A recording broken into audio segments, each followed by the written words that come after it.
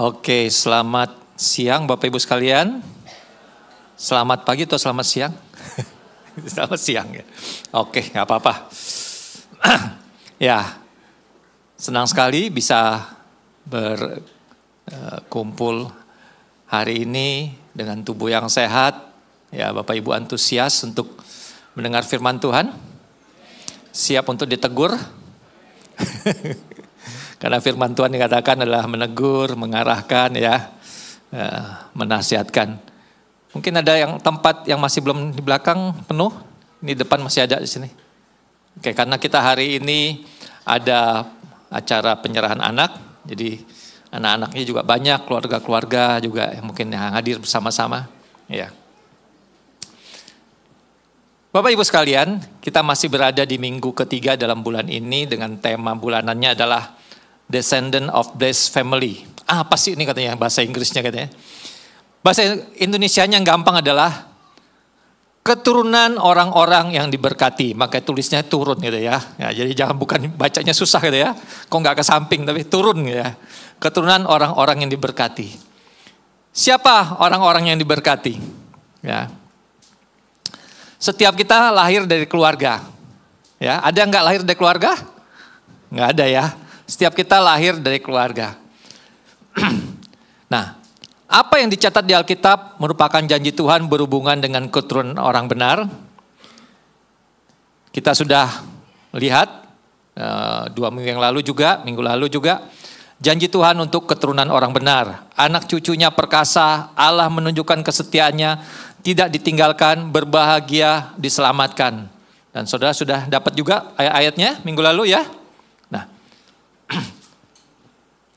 Siapa yang percaya bahwa firman Allah ini akan digenapi dalam hidup saudara? Wow, berkat langsung amin gitu ya. Tapi bagaimana kita melakukannya? Bagaimana supaya janji Tuhan ini terjadi dalam kehidupan kita? Apa yang kita lakukan? Ada yang berpikir bagaimana saya menyiapkan deposito, tabungan, tanah, rumah, buat keturunan anak cucu 3 turunan katanya ya.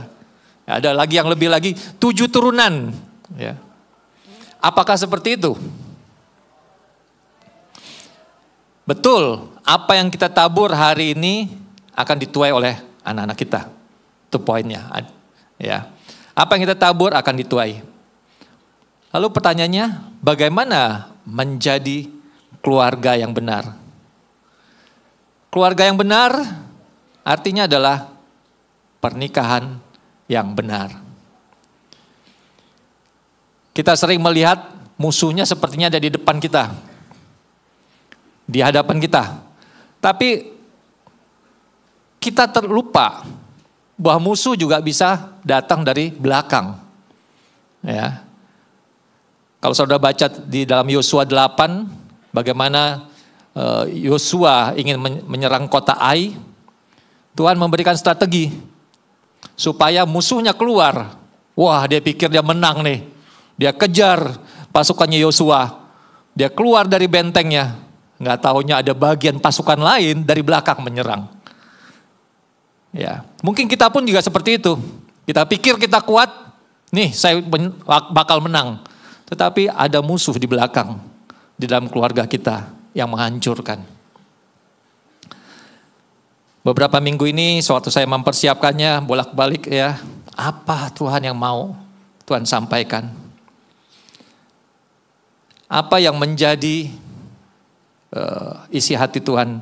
Lalu saya diingatkan di dalam Ibrani 13 ayat 4, yaitu yang sudah disampaikan juga oleh Bang Darwin pada minggu yang pertama, dikatakan, hendaklah kamu semua penuh hormat terhadap perkawinan, dan janganlah kamu mencemarkan tempat tidur, sebab orang-orang sundal dan penzina akan dihakimi Allah. Mungkin Bapak Ibu lupa ya, tapi waktu saya baca ini, saya renungkan Tuhan mau bicara apa. Dan topik siang hari ini saya beri judul adalah menjaga kekudusan dan integritas dalam pernikahan. Ya. Mari kita berdoa dulu. Bapa dalam surga, biarlah kami mau siapkan hati kami, telinga kami, berbicara Tuhan, kami mau terima Tuhan. Mungkin ada teguran-Mu, nasihat-Mu, arahan-Mu Tuhan dalam kehidupan kami sebagai keluarga. Supaya kami boleh mewariskan generasi yang mengasihi Engkau, yang menjadikan Engkau Tuhan Yesus dalam hidup mereka.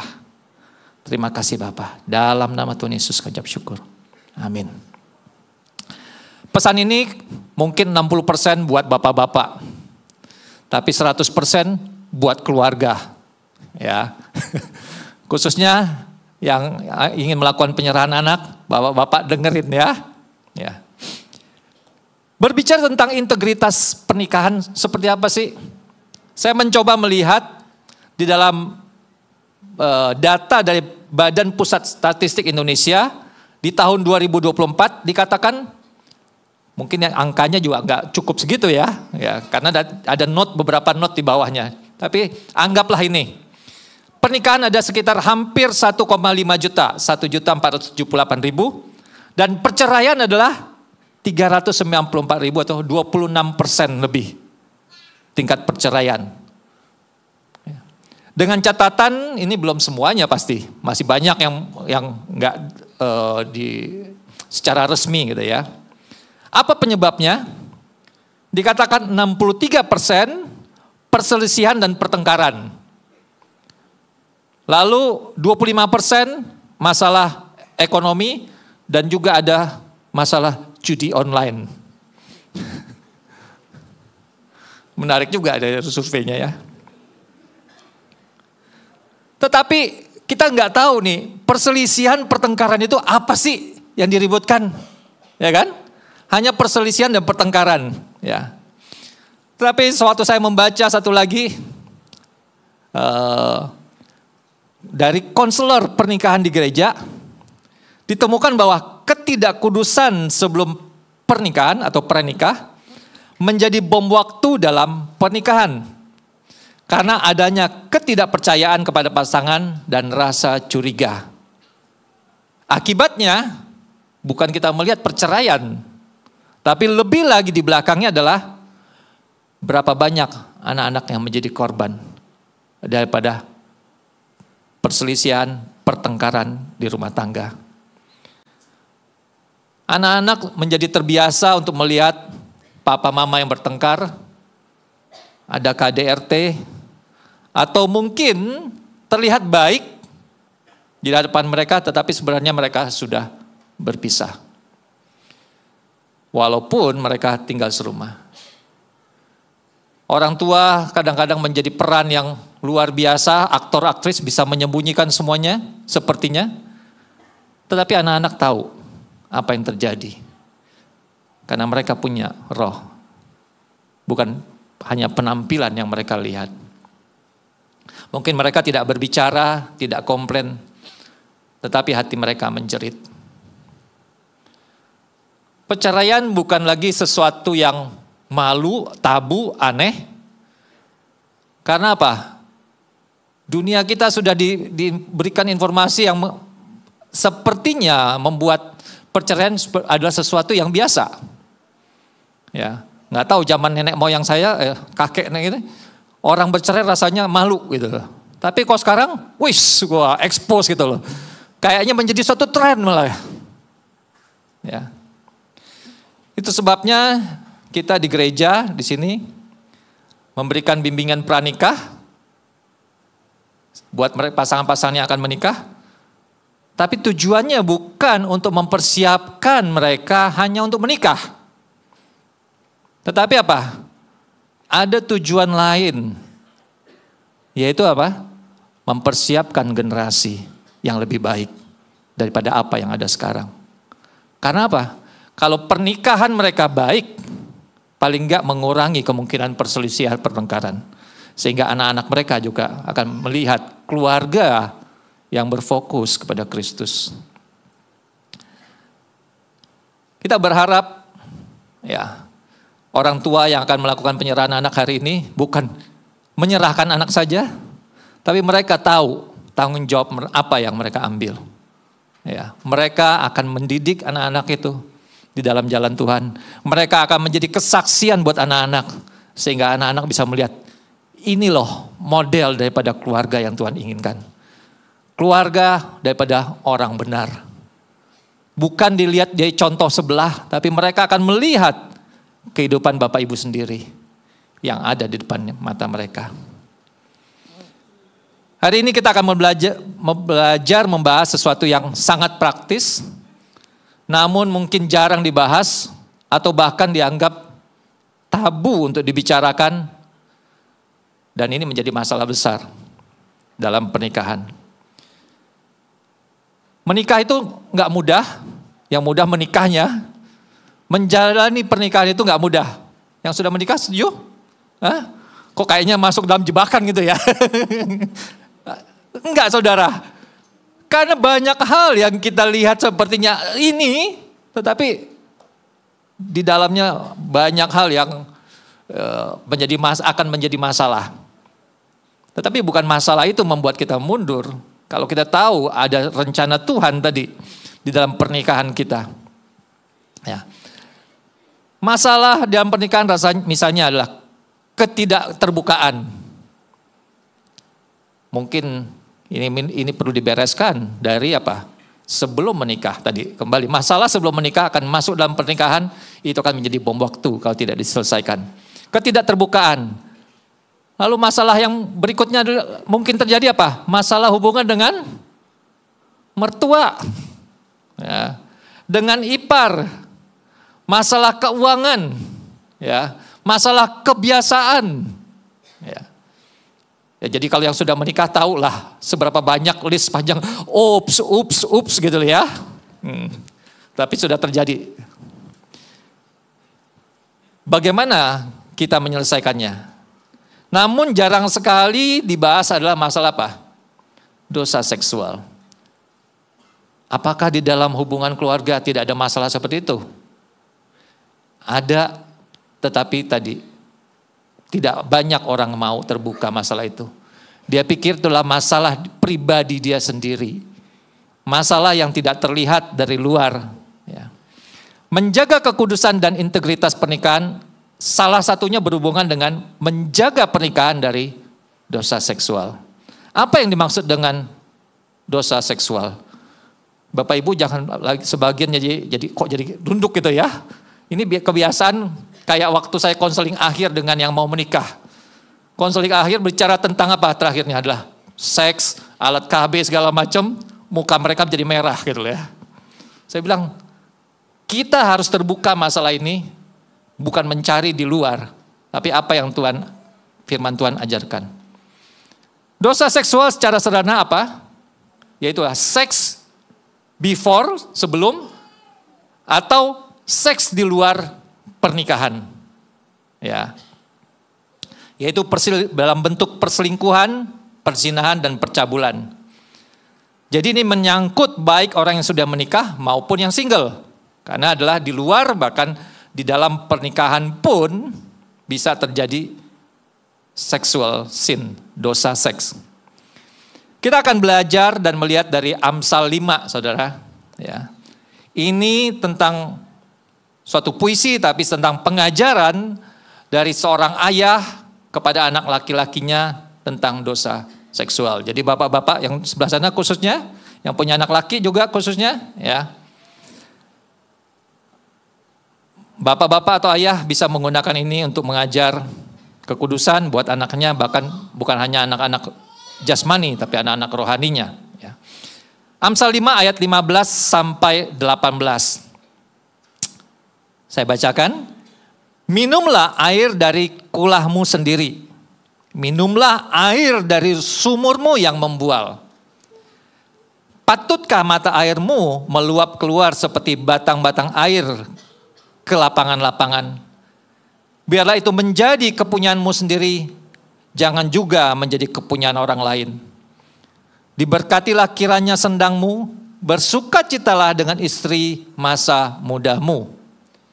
Saya bukan Khairil Anwar yang biasa baca puisi, saudara ya. Tapi ini begitu dalam makna yang ditulis dalam Amsal ini.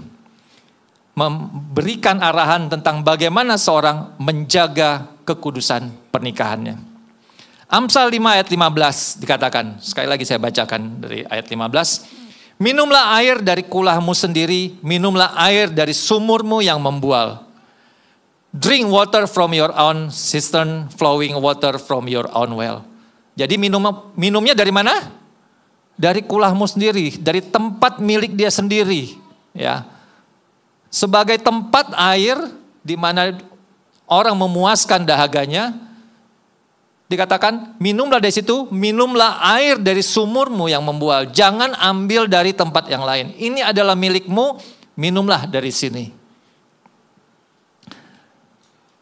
Air yang membual, yang mengalir keluar dari sumbernya fresh setiap saat. Bukan kolam penampungan yang tidak ada alirannya, tetapi alirannya menyegarkan. Sumber kasih sayang seorang laki-laki atau suami haruslah istrinya sendiri. Pemuasan dia haruslah daripada istrinya sendiri.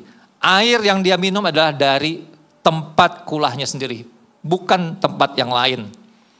Dan hubungan seksual di dalam ikatan pernikahan adalah sah dan dikaruniakan dan diberikan Allah bagi suami dan istri. Ya. Seks di dalam pernikahan adalah sah. Tuhan yang memberikan itu supaya mereka beranak cucu kan? Tetapi bukan hanya beranak cucu. Nggak selalu. Ada yang nggak beranak cucu.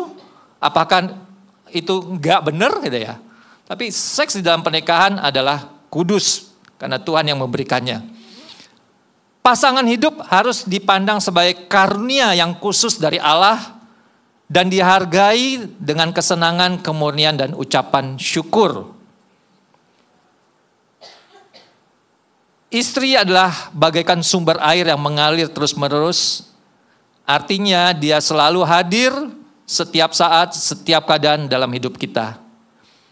Dialah yang memberikan kekuatan, energi ketika kita suami menjadi lelah dan kurang hikmat. Dan khususnya juga istri-istri adalah radar yang peka. Ya. Dia bisa punya perasaan yang gimana? Nah, salah satunya adalah itu juga. Dengarkanlah nasihat masukan dari istrimu. Dialah sumber kepuasan termasuk kepuasan seksual para suami. Yang diberikan Allah bagi para suami sejak kita menikah di masa muda, sejak awalnya. Jadi tidak ada pemuasan di luar itu, jangan berikan kesempatan di luar itu, minumlah dari kulahmu sendiri, dari tempatmu sendiri. Saya menikah di usia 31, sekarang sudah 61, tapi tetap istrinya adalah satu. Masih yang lama, tetap model lama gitu ya. Dan masih merupakan air dari sumur yang membual bagi saya. Itulah sebuah kebahagiaan dan inspirasi bagi saya. Full sexual satisfaction hanya bisa didapatkan dan dilakukan dalam pernikahan dari pasanganmu. Ya. Dan hal ini akan menjadi suatu kesaksian dan berkat bagi anak-anakmu. Tadi kita berbicara tentang keturunan yang diberkati, orang benar. Bagaimana suami dan ayah bisa menceritakan dan mewariskan kekudusan pernikahan mereka kepada anak-anaknya. Tapi mungkin sebagian besar daripada kita bukan dari kejadian, bukan dari lahir dari ini. Udah kejadian dulu kata ya, baru bertobat. Mungkin saudara hidup gak benar, oke. Tapi dengan pertobatan saudara, kita sebagai ayah, kita sebagai pemimpin keluarga, kita akan menyiapkan keluarga-keluarga anak-anak kita yang lebih baik. Bukan kita bilang, ya sama aja kayak bapak mudah gitu lah ya. Berandalan gini. Enggak kan? Kita mempersiapkan keluarga orang-orang yang benar. Bagaimana setiap generasi akan menjadi lebih baik dan lebih baik dan lebih baik lagi.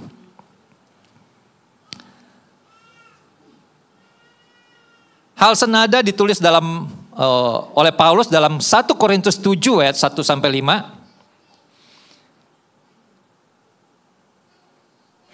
Dan sekarang tentang hal-hal yang kamu tuliskan kepadaku adalah baik bagi laki-laki kalau ia tidak kawin. Waduh, jangan sampai baca sampai sini doang saudara. Ya. Tetapi mengingat bahaya percabulan, masalahnya ini, baiklah setiap laki-laki mempunyai istrinya sendiri, dan setiap perempuan mempunyai suaminya sendiri. Hendaklah suami memenuhi kewajiban terhadap istrinya, demikian pula istri terhadap suaminya. Istri tidak berkuasa atas tubuhnya sendiri, tetapi suaminya. Demikian pula suami tidak berkuasa atas tubuhnya sendiri, tetapi istrinya. Janganlah kamu saling menjauhi, garis bawahi, kecuali dengan persetujuan bersama untuk sementara waktu, supaya kamu dapat mendapat kesempatan untuk berdoa. Sesudah itu, hendaklah kamu kembali hidup bersama-sama, supaya iblis jangan menggodai kamu, karena kamu tidak tahan bertarak. Cara terbaik untuk menjaga kekudusan pernikahan adalah menjauhkan diri dari dosa seksual dan memelihara seksual intimacy dengan pasangan. Bukan menghindarinya dan bukan menjauhi pasangan. Ketika Paulus berbicara tentang bagaimana menghindari dosa seksual di 5 ayat ini, ya di atasnya, kalau kita lihat perikop sebelumnya, Paulus sedang berbicara bahwa tubuh kita adalah bait Roh Kudus dan bahwa kita bukan milik kita sendiri, karena kita telah dibeli dan telah lunas dibayar oleh Kristus. Ya kan? Sudah dibeli dan lunas dibayar oleh Kristus, karena itu muliakanlah Allah dengan tubuhmu. Berarti ketika Paulus memberi saran kepada suami istri mengenai bagaimana menjaga kekudusan dan integritas pernikahan, itu juga dalam konteks kita telah dibeli oleh Kristus dan harganya telah lunas dibayar. Karena itu muliakanlah Allah dengan tubuhmu. Dengan menjalankan hal ini, apa yang dituliskan Paulus, dosa seksual itu bisa dihindari. Saudara, buat mungkin yang kalau kita mengingat yang pernah lewat, sebelum menikah, apa dosa seksual yang dialami? Melakukan hubungan seks. Oke? Tetapi setelah menikah, apa yang iblis tawarkan? Jangan melakukan hubungan seks. Nangkap saudara? Iblis memutarbalikan. Saya menemukan beberapa masalah seperti itu. Sebelum menikah, tawarannya adalah melakukan. Tapi setelah menikah, tantangannya adalah tidak melakukan dengan pasangannya. Istilahnya kan sudah ada kan? Itu dibilang, minumlah dari kulahmu sendiri. Tetapi pria-pria akhirnya mencari kulah yang lain. Mencari pemuasan yang lain. Ya.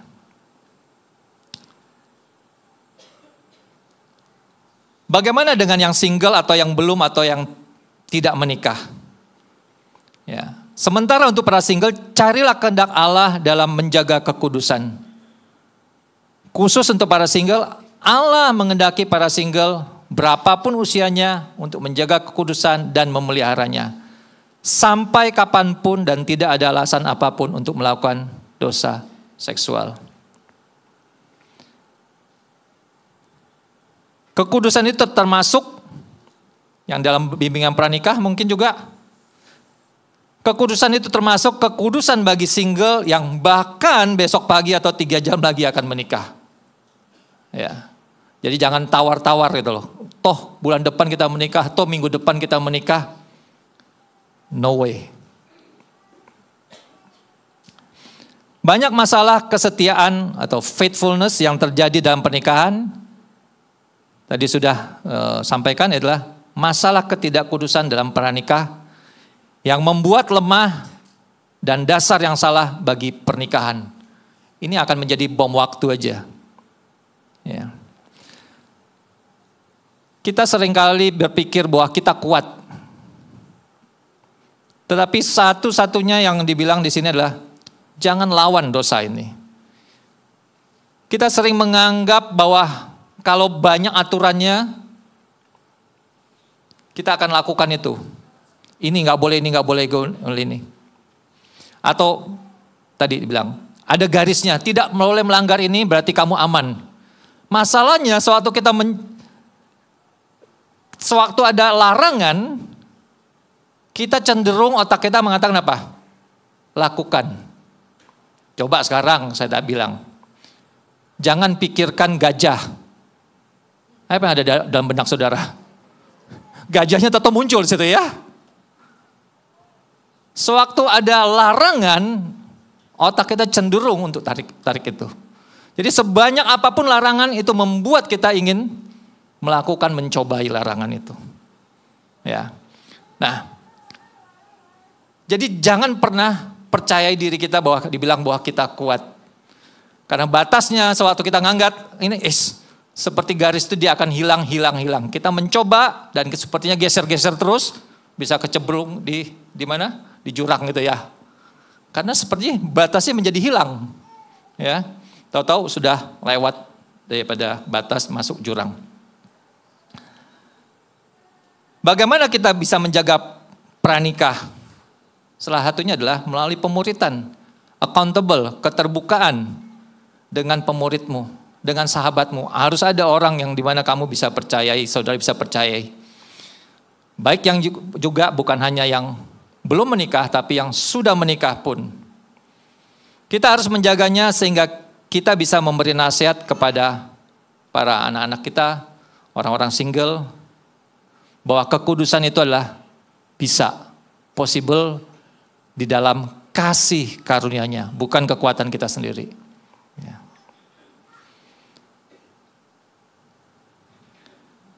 Lalu kekudusan selalu berkaitan dengan hati yang align atau selaras dengan kehendak Allah dan kerinduan Allah. Bukan mengenai apa yang saudara lakukan, dengan misalnya bikin aturan-aturan, ya di Taurat ada 100 aturan. Kalau kamu tidak lakukan ini, berarti aman gitu loh. Tapi masalahnya adalah lebih dari itu adalah masalah hati. Tuhan Yesus memberikan suatu standar yang lebih tinggi. Yaitu apa yang kamu pikirkan gitu ya, bukan kamu lakukan. Apa yang kamu pikirkan aja menjadi dosa ya. Melihat wanita yang lain, saya terus menguji hati saya. Apakah saya bisa tetap bersih? Karena apa? Kalau melihat aja apa? Mata kita selalu melihat kemana-mana kan? Ujiannya adalah di mana hati kita. Ya. Maka dosa ini tidak terlihat, tetapi terjadi. Pornografi saudara. Ya pria-pria kalau ditanya pernah enggak? Pernah. Saya yang pernah ya, mungkin saudara enggak ini orang baik-baik. Saya baik-baik juga pernah gitu saudara ya. Ya. Tapi sekarang kalau dulu kita mencarinya, zaman saya gitu loh. Cari video atau apa, cari ini gambar-gambar. Tapi sekarang apa? Dia mendatangi. Di tempat kita yang tersembunyi pun dia datang gitu loh. Tidak perlu dicari. Ya kan? Seberapa banyak saudara yang pernah dapat video-video seperti itu? Dari grup-grup katanya. Teman-teman lama, SMA, teman apa, grup WA. Atau dikirim seperti itu. Saya pun dapat.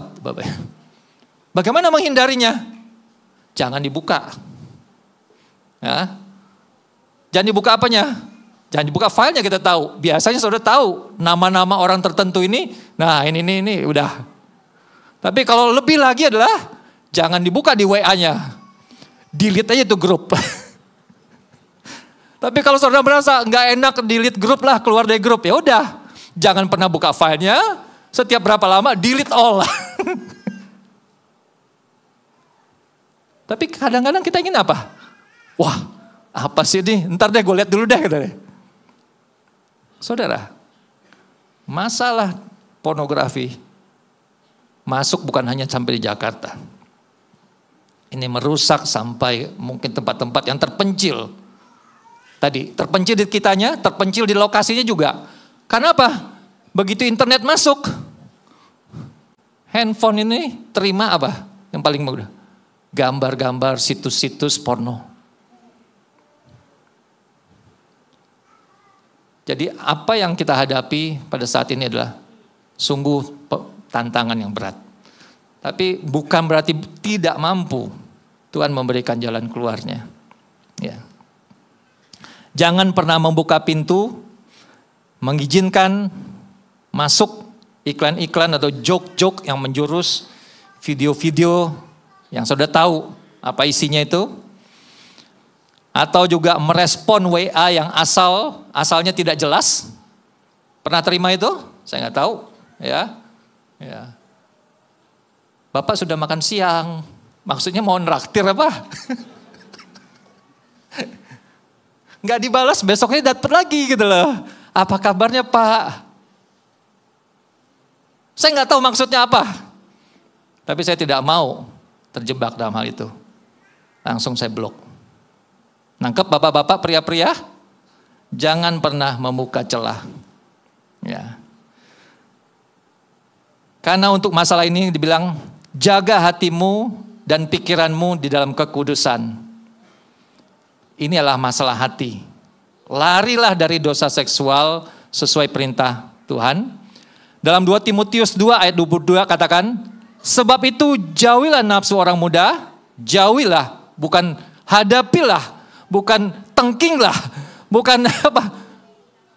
Enggak, Paulus langsung mengatakan kepada Timotius, jauhilah nafsu orang muda, jangan coba-coba ngintip-ngintip dulu, seperti tadi saya bilang. Udah, buang aja. Kejarlah keadilan, kesetiaan, kasih dan damai bersama-sama dengan mereka yang berseru kepada Tuhan dengan hati yang murni. Galatia 5 ayat 16 katakan, maksudku ialah hiduplah oleh roh, maka kamu tidak akan menuruti keinginan daging. Kita harus menggantikannya. Kita nggak bisa langsung plong kosong, enggak. Tapi gantikanlah, pikirkanlah, jadikanlah hidupmu dalam pimpinan roh. Berikutnya adalah memelihara dan menjaga istrimu. Suatu saya baca ini kok rasanya agak aneh gitu ya. Agak, aduh gimana. Kenapa menjaga dan memelihara istri? Terus gambarnya ngopi lagi. Amsal 5 ayat 16. Patutkah mata airmu meluap keluar seperti batang-batang air ke lapangan-lapangan? Istri seperti mata air yang terus melimpah dan harus dijaga. Jangan membuat bukan sia-sia atau apa. Tapi tadi bilang keluar airnya melimpah ke lapangan-lapangan. Ya, tapi kita mesti menjagakan itunya. Siapa yang istrinya tidak dijaga? Bukan jaganya dalam arti apa? Enggak boleh ke ini, khususnya apa? Kredit card jangan sampai digesek gitu ya. Itu bukan menjaga ini. Tapi menjaga adalah melindungi dia, memprotek dia, bukan memprotek dalam arti nggak boleh ya, tapi benar-benar care maksudnya ya. Ayat 17 dikatakan, biarlah itu menjadi kepunyaanmu sendiri supaya juga jangan juga menjadi kepunyaan orang lain. Siapa yang nggak pengen istrinya hanya buat dia? Hah? Jadi kalau istri berdandanlah buat suamimu, bukan buat yang di luar sana. Ya, tampillah nggak apa-apa. Makanya saya bilang, tapi kadang-kadang suami lupa istrinya udah kayak serikaan bolak-balik, dia nggak tahu kalau rambutnya baru dipotong atau dia punya apa yang bedaknya baru, nggak tahu. Udah bolak-balik katanya, udah ada puter-puter itu nggak tahu juga. Saya termasuk orang seperti itu. Jadi bukan saudara aja ya. Maksudnya apa? Ini bajuku baru loh gitu ya. Ini rambutnya baru loh ya. Tapi kok rambut masih tahu lah kadang-kadang ya saudara ya. Tapi kalau udah pakai baju baru dianya rasanya nggak sadar gitu loh. Karena dia ingin tampil baik buat suaminya. Ya, apakah saudara ingin istri saudara tampil baik buat orang lain? Nggak ada kan ya? Nah, coba berikan perhatian. Patutkah mata airmu meluap keluar seperti batang air ke lapangan-lapangan? Istrimu adalah milikmu, satu-satunya yang tidak ada gantinya. Tuhan sudah memberikan kepadamu, bahkan Paulus mengatakan tubuhmu bukan milikmu sendiri lagi, tapi pasanganmu. Bukan hanya protektif menjagakan, tapi memilikinya. Ya. Protektif lebih kepada menjaga seperti orang upahan. Kalau resikonya tinggi, ya saya tinggalin. Tapi kalau itu adalah sesuatu milik kita, kita akan apa? Kita akan menjagakannya lebih. Misalnya, saya akan memberikan segalanya buat menjagakan dia, melindunginya dia. Banyak orang, bisa suami, bisa istri, setelah pernikahan, dia menjadi protektif, posesif. Terhadap apa? Terhadap hobinya, terhadap pekerjaannya, terhadap keuangan, bahkan terhadap anak. Itu yang menjadi nomor satunya. Bisa-bisa, biasanya pria menjadi hobinya, menjadi prioritasnya, istrinya ditinggalin di rumah aja. Dianggurin gitu ya. Ya. Tapi juga istri-istri, begitu punya anak, anaknya menjadi nomor satu. Ya, suaminya dianggurin. Maksudnya adalah suami kau perlu tidur di sebelah lah. Ya, saya ngurus anak. That's the problem. Saudara sedang membuat masalah dalam kehidupan saudara. Hubungan suami istri akan tetap sampai kematian memisahkan. Bukan sampai punya anak. Ya. Sampai kematian yang memisahkan. Jagakan dan prioritaskan hal di atas hubungan suami dan istri. Jangan anak memisahkan hubungan suami istri. Sewaktu kita mengucapkan janji nikah, dalam keadaan suka dan duka, dalam keadaan baik dan buruk, sampai kematian memisahkan kita berdua. Bagaimana hari-hari ini hubungan suami istri? Ya mungkin yang bagian sana yang 3 tahun, 4 tahun, 5 tahun, ya there's a problem. Biasanya tadi ada anak-anak, bapaknya suruh tinggal tidur di sofa. Nggak ada di sini ya, nggak ada ibu-ibu ya, nggak ya. Berikan waktu juga suami-suami untuk memperhatikan istrinya. Gantianlah, istrinya jaga anak 24 jam. Itu luar biasa loh Bapak Ibu. Saya pernah tinggal 3 jam, anaknya tidur, saya nyetepar. Itu baru 3 jam ngajar.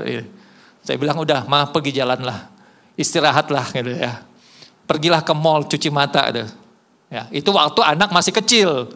Tapi kalau udah besar, jangan disuruh pergi sendiri. Ya, temeninlah. Gitu. Pergi ngopi-ngopi gitu, duduk, ngobrol. Ya. Jangan saudara hilangkan tadi. Seksual ini bisa dimulai dengan apa? Kita jagain. Hubungan setiap hari, hubungan kasih kita kepada pasangan kita. Kalau saudara nggak menjaga ini, yang lainnya akan berderet. Ya. Saya kalau malam kadang-kadang nggak bisa buat jalan-jalan ngopi gini. Ayo kita lihat ngopi-ngopi yang lain lah katanya. Ngopi-ngopinya mana? Ngopi di YouTube saudara. Murah meriah gitu ya. Ya. Tapi tetap menjaga hubungan, ya ngobrol. Biasanya pria-pria itu nggak tahu ya. Ini pengalaman saya gitu loh ya. Ya. Dulu rasanya pengen dengar dia istrinya ngobrol lama gitu ya. Dateng. Kalau sekarang rasanya pengen pengen tutup pakai bantal langsung. Karena dia itu yang mengetahui. Karena ceritanya dari istri apa? Rasanya suatu ini melihat kesalahan saya melulu. Yang dilihat ini, kamu gak boleh ini, kamu mestinya gini, kamu ini. Aduh, orang lain gak ada yang pernah ngomong gitu. Kenapa dia ngomong seperti itu? Konsepnya adalah, pikiran saya adalah kenapa dia tambah cerewet seperti itu. Dulu gak seperti itu. Karena sekarang dia adalah pribadi yang paling dekat, yang paling tahu problem saudara. Orang lain nggak ngelihat. Ya kan? Dia yang paling tahu. Dia berbicara ya wajar lah gitu. Tetapi di sini tidak punya kerendahan hati untuk ditegur. Ya. Oleh pribadi yang paling tahu kelemahan kita. Nah, jadi saudara belajar untuk terus melihat itu, paradigmanya ya, merubah. Bukan cerewet ya, tapi karena dia yang paling tahu kelemahan saudara. Ya. Yang punya anak umur 2 tahun, 3 tahun masih punya waktu enggak bersama? Ya, titipin ke siapa kayak gitu-gitu. Ya dititipin, taruh susu, taruh pampers itu ya. Kalau bisa ada seperti itu loh, saudara bisa bantu gitu keluarga-keluarga ini kalau yang keluarga muda. Supaya mereka juga bisa rilis ya. 2 minggu sekali cari gitu ya. Jangan sampai gak punya waktu. Kadang-kadang kita gak punya waktu untuk membangun, menjagakan hubungan ini. Lalu yang berikutnya adalah enjoy with your spouse. Ini kalau yang sudah agak lebih lama pernikahannya.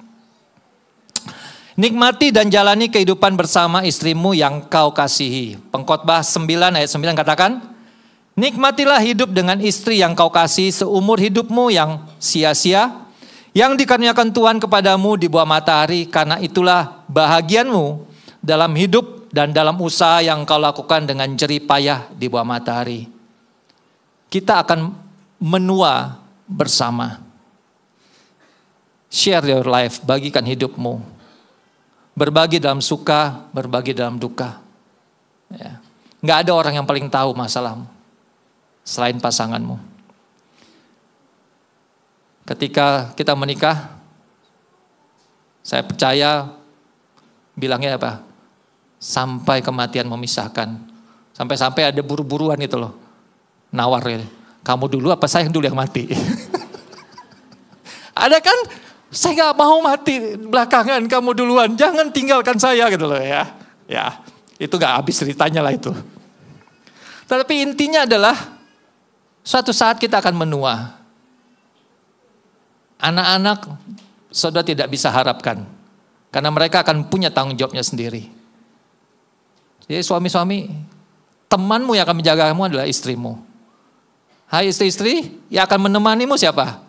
Ya suamimu.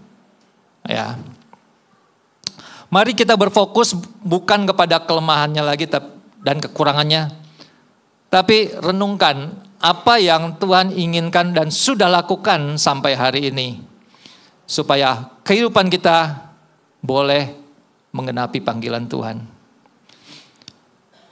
Tanpa istri, ya tanpa Maya, saya kadang-kadang susah juga ini. Walaupun khotbah seperti ini.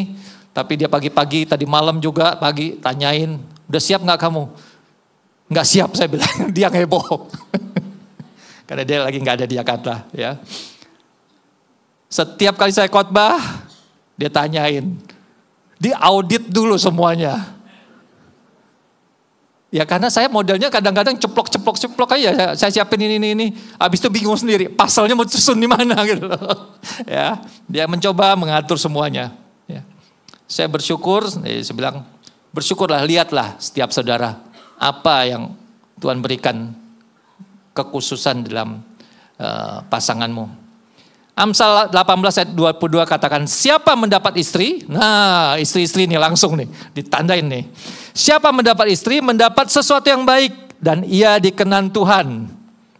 Amsal 19 ayat 14, rumah dan harta adalah warisan nenek moyang, tetapi istri yang berakal budi, yang berakal budi ya. Jadi istri-istri jangan bilang wis gitu ya.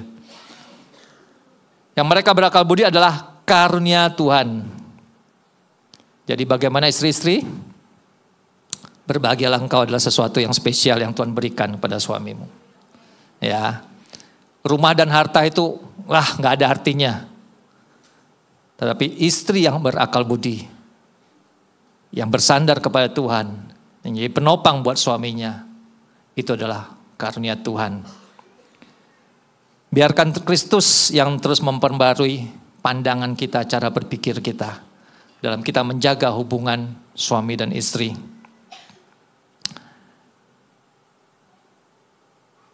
Ingat saudara, ada pribadi yang berusaha menghancurkan rencana Bapa. Ini berikutnya adalah dosa seksual ketidakkudusan tidak pernah bisa ditutupi. Dan Amsal 15 ayat 21 katakan, karena segala jalan orang terbuka di depan mata Tuhan dan segala langkah orang diawasinya.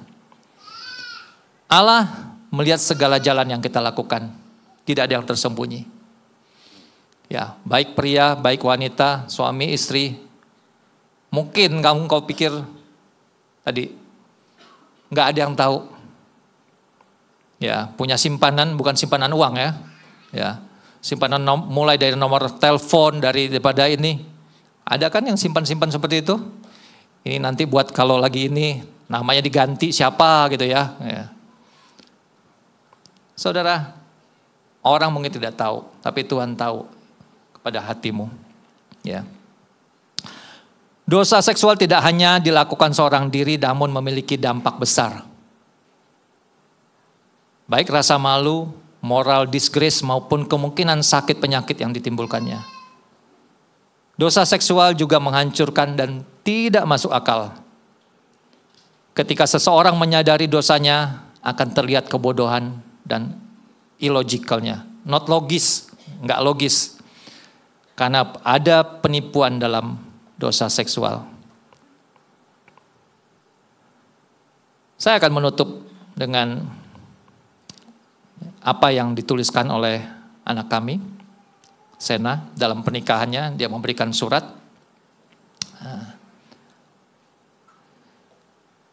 Dia tulis seperti ini.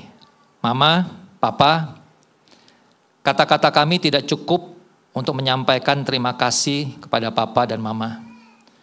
Namun sangat-sangat berterima kasih kepada Papa dan Mama.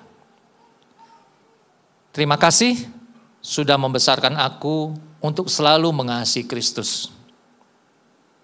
Terima kasih bahwa kalian menunjukkan padaku betapa Christ-centered and Christ-like dalam pernikahan kalian. Papa Mama menunjukkan pernikahan kalian berpusatkan Kristus. Aku akan membawa hal ini pada saat aku memulai keluargaku bersama Joel, itu suaminya.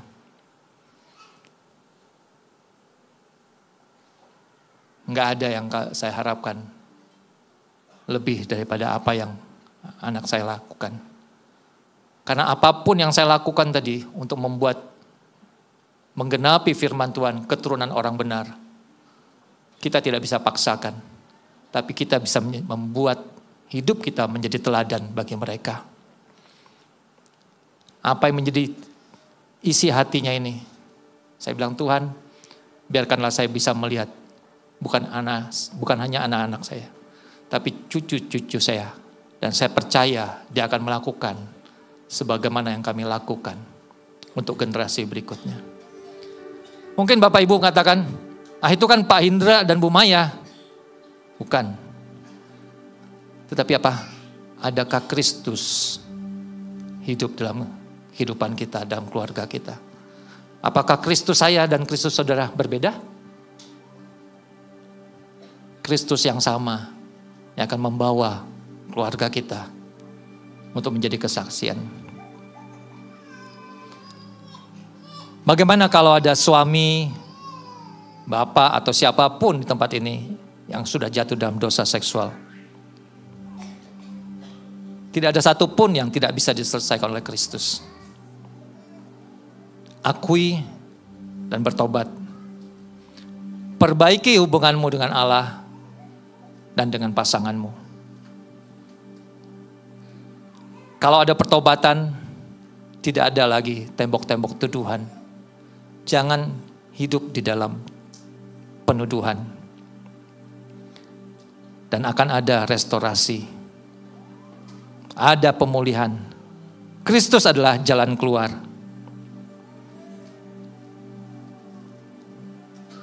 Bukan cheap grace, tetapi sesungguhnya saudara sedang berkata bahwa saya tidak sanggup, hanya Kristus yang sanggup. Tuhan Yesus jalan keluarnya. Sebelum kita berdoa, sekali lagi saya ingin bacakan 1 Korintus 6 ayat 19. Atau tidak tahukah kamu bahwa tubuhmu adalah bait Roh Kudus yang diam di dalam kamu? Roh Kudus yang kamu peroleh dari Allah, dan bahwa kamu bukan milik kamu sendiri, sebab kamu telah dibeli dan harganya telah lunas dibayar. Karena itu, muliakanlah Allah dengan tubuhmu. Yohanes 19 ayat 30. Sesudah Yesus meminum anggur asam itu, berkatalah ia, sudah selesai. Lalu ia menundukkan kepalanya dan menyerahkan nyawanya. Semuanya sudah diselesaikan di kayu salib. Tidak ada yang tersisa, tidak ada yang terhutang. Biarlah hanya Kristus yang menjadi kekuatan Bapak Ibu Saudara sekalian. Mari kita tundukkan kepala kita. Izinkan Roh Kudus berbicara dalam hati. Dia yang sudah menanggungkan semuanya. Dia yang sudah memikul engkau dan menyelamatkan kita. Sampai masa tuamu. Sampai masa tuamu, Dia tetap Allah.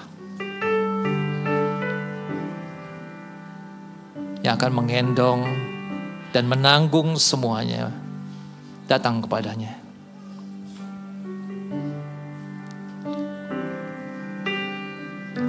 Sampai masa tuamu, aku Yesus tetap Dia, dan sampai masa putih rambutmu, aku menggendong kamu. Aku telah melakukannya dan mau menanggung kamu terus. Aku mau memikul kamu dan menyelamatkanmu. Sampai masa tuamu, aku Yesus tetap Dia, dan sampai masa putih rambutmu, aku menggendong kamu. Aku telah melakukannya dan mau menanggung kamu terus. Aku mau memikul kamu dan menyelamatkanmu. Siang hari ini, bila ada di antara saudara yang kau tahu Tuhan membukakan, Tuhan melihat apa yang di tempat tersembunyi, dan Roh Kudus berbicara di hatimu tentang hal-hal yang tidak berkenan berkaitan dengan dosa, ketidakkudusan dalam pernikahan, atau ketidakkudusan dalam masa single. Saya mau katakan, Kristus telah membeli kita. Dia yang menanggung semua dosa kita. Dia yang memikul engkau. Dan oleh darahnya kita dibenarkan di hadapannya, yang sudah membayar semuanya, sudah menyelesaikannya di kayu salib. Apapun dosamu, datang, akui dan katakan,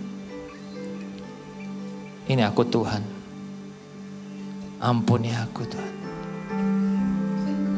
Akui dosamu di hadapannya. Yes Lord, yes God. Pandang kepada salibnya. Semua sudah selesai, saudara. Sudah selesai. Jangan kita hidup dalam tipuan lagi. Yes, Lord. Kita nyanyikan lagu ini dengan lembut. Sampai masa tuamu, aku Yesus tetap diam, dan sampai masa putih rambutmu, aku menggendong kamu. Aku telah melakukannya dan mau menanggung kamu terus. Aku mau memikul kamu dan menyelamatkanmu. Terima kasih Tuhan Yesus. Terima kasih Roh Kudus. Terima kasih Bapa. Engkau yang menilik dalam hati kami. Tolong kami Tuhan. Pimpin kami. Sehingga hidup kami boleh mengenapi apa yang menjadi rencanamu. Baik dalam keluarga kami Tuhan. Baik bagi orang-orang sekitar kami. Mereka boleh merasakan kasih-Mu. Mereka boleh mengalami Engkau. Karena hidup kami. Terima kasih Tuhan Yesus. Terima kasih Bapa. Terima kasih. Dalam nama-Mu Tuhan Yesus Kristus yang ucap syukur. Amin. Bapak Ibu, sebentar kita akan mengadakan perjamuan kudus. Mungkin ada Bapak Ibu yang belum mendapatkannya, bisa boleh angkat tangan supaya bisa dilayani kalau ada.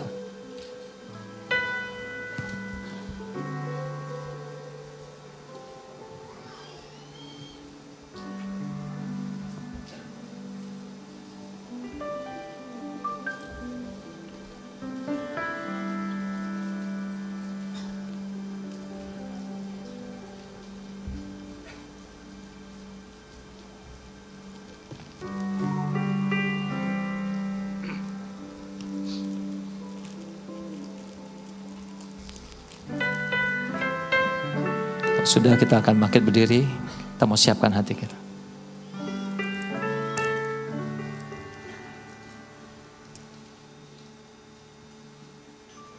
Yes Lord, terima kasih Tuhan.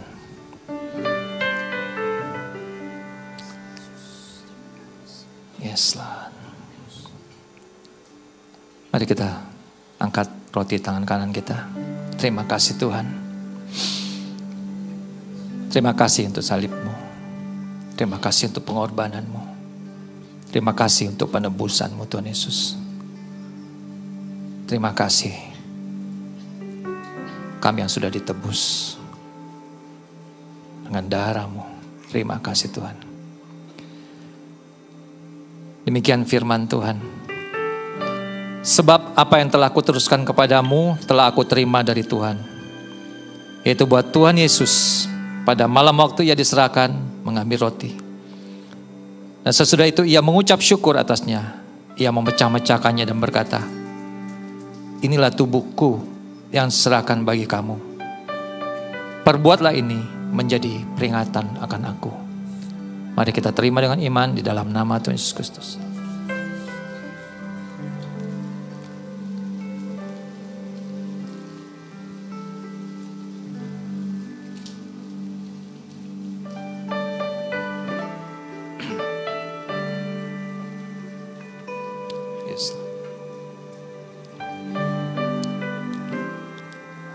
Lord. Terima kasih Tuhan. Engkau yang melayakkan kami. Tidak ada yang dapat kami lakukan selain memberikan hidup kami bagi-Mu Tuhan. Karena Engkau yang sudah menembus dan membelinya dengan darah-Mu. Biarlah hidup kami boleh terus memberitakan tentang kematian-Mu, tentang kasih-Mu, tentang penebusan-Mu. Demikian juga ia mengambil cawan sesudah makan lalu berkata, cawan ini adalah perjanjian baru yang dimeteraikan oleh darahku. Perbuatlah ini setiap kali kamu meminumnya menjadi peringatan akan aku. Sebab setiap kali kamu makan roti ini dan minum cawan ini, kamu memberitakan kematian Tuhan sampai ia datang. Mari kita terima dengan iman di dalam nama Tuhan Yesus Kristus.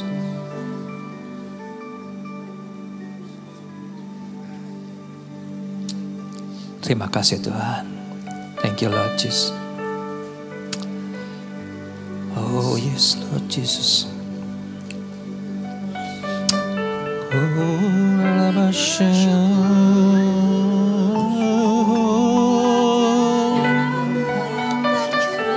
Oh kasih-Mu Tuhan, kasih-Mu melebihi segalanya. Kasih-Mu besar pengorbanan-Mu Yesus. Yes Lord. Terima kasih Tuhan, ku bersyukur karena kasih-Mu. Sungguh besar pengorbanan-Mu bagiku,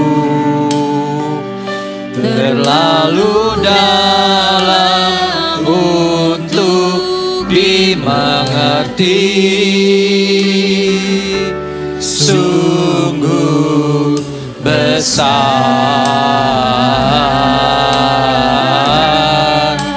sungguh indah yang Kau pikirkan tentangku. Kau terselami bagiku.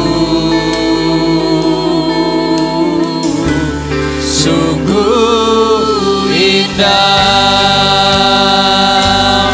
sungguh besar, ya besar pengorbanan-Mu bagiku,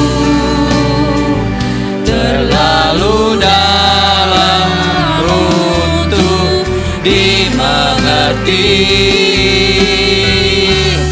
Sungguh besar, sungguh indah yang Kau pikirkan tentangku. Tak terselami bagiku. Sungguh indah. Ya Tuhan, biarlah terus kami memandang kepada salib-Mu, kepada kasih-Mu yang melebihi dari apapun yang dapat kami pikirkan. Terima kasih Bapa. Dalam nama-Mu Tuhan Yesus Kristus kami ucap syukur. Amin.